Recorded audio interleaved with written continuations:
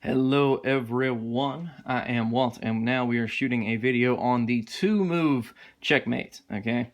Now, this is a, pretty interesting style of checkmate. It's rare. You won't see it except with the most basic of amateurs. We're going to turn this board around so we play black here for it to work.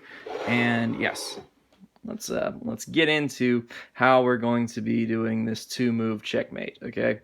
And the reason we need to be playing black to pull off the 2-move checkmate in this case is simply because white's going to be moving first and such, so it if you get to it takes 2 moves for your opponent to set up their downfall, basically. So it's why you'd have to have it exclusively on the side. Anyway, but here's what the 2-move checkmate is going to be looking like.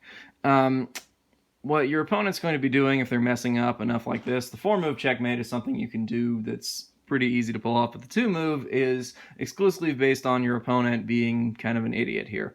So what the opponent's going to do is they're going to start with one of these 2 pawns over here, and they're going to be moving, say their first move is this, okay? And you'll see what they're doing is they're leaving the most vulnerable square, pretty vulnerable at the beginning of the game, to attack, which is, of course, how you would get off the 4-move checkmate, either as white or black. Okay, now, so what we're going to respond to this with is just going to play e5, a classic kind of move for opening and beginning, as well, often in response to e4, a better starting move to begin with, but let's just play along with the 2-move checkmate.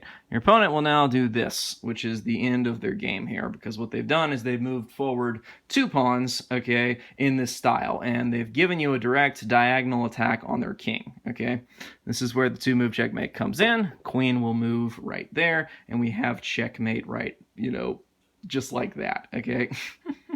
It is a very, very simple checkmate. It is not at all difficult. It's pretty easy to understand because the queen is attacking the king here and we have no way to block it. Now, assuming, say, your opponent had yet to move this pawn, you were to just check like this, easy block with the pawn right there, okay?